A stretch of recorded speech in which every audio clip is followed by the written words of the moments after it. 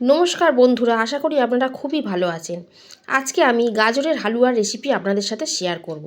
শীতকালে তো প্রচুর গাজর পাওয়া যায়, তাই গাজর দিয়ে আমি কিভাবে গাজরের হালুয়া বানাই সেটাই আপনাদের করে দেখাবো। এটা আপনারা গরম গরমও সার্ভ করতে পারেন, আবার ফ্রিজে রেখে ঠান্ডা করেও খেতে পারেন। দু রকমই খেতে দুর্দান্ত লাগে।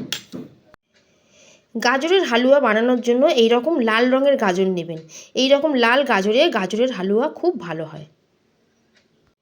গাজরগুলো আমি পরিষ্কার করে জলে ধুয়ে নিয়েছি। এবারে আমি কুড়ুনিতে কুড়িয়ে নেব।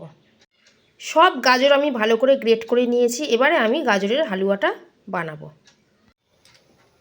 কড়ায় আমি 1 চামচ ঘি দিয়ে দিলাম। ঘিটা ভালো করে গরম করে নেব। ঘি ভালো করে গরম হয়ে গেছে। এবারে আমি গাজরগুলো দিয়ে দেব। গাজরগুলো দিয়ে আমি ভালো করে ভাজবো। লো ফ্লেমে ঢাকা দিয়ে আমি ভালো করে ভেজে নেব। 10 মিনিট হয়ে গেছে। এবার আমি ঢাকনাটা খুলে আবারও এটাকে ভালো করে নেড়ে দেব। এইভাবে আমি ধিমে আঁচে ঢাকা দিয়ে দিয়ে 30 মিনিট ভাজবো। ভালো করে নেড়ে দিয়েছি, আবারও এটা ঢাকা দিয়ে দেব। গাজর আমি খুব ভালো করে ভেজে নিয়েছি। এবারে আমি এর মধ্যে দিয়ে দেব দুধ। বন্ধুরা, এর মধ্যে কাঁচা দুধ ব্যবহার করবেন না। আমি দুধটাকে আগে গরম করে রেখেছিলাম। এবারে আমি এটা ভালো করে মিশিয়ে নেব।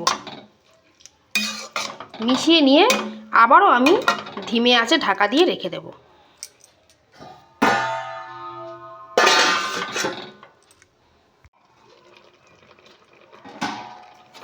এইভাবে আমি ঢাকা দিয়ে দিয়ে ধিমে আঁচে দুধটা পুরো শুকিয়ে নেব।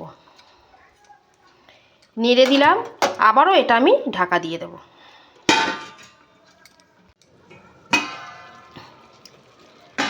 দুধ অনেকটাই টেনে গেছে।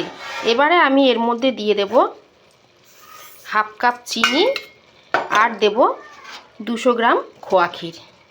দিয়ে এটা ভালো করে মিশিয়ে নেব।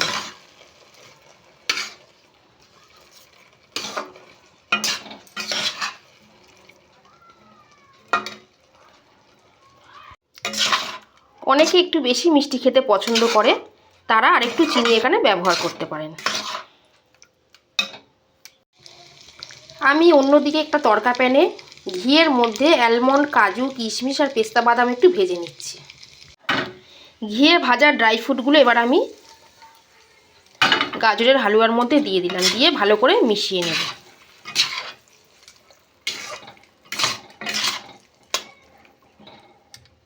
সব কিছু ভালো করে মিশিয়ে নিয়েছি। এবারে আমি শেষে দিয়ে দেব একটুখানি ছোটো এলাচের গুঁড়ো।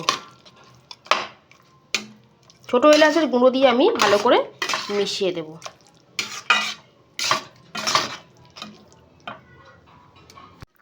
গাজরের হালুয়া আমাদের একদম রেডি হয়ে গেল।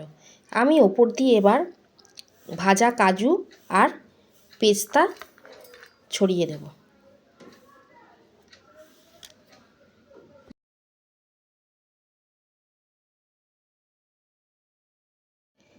আমি ওপর দিয়ে ভাজা কাজু বাদাম, পেস্তা ও খোয়া ক্ষীর দিয়ে গার্নিশ করেছি।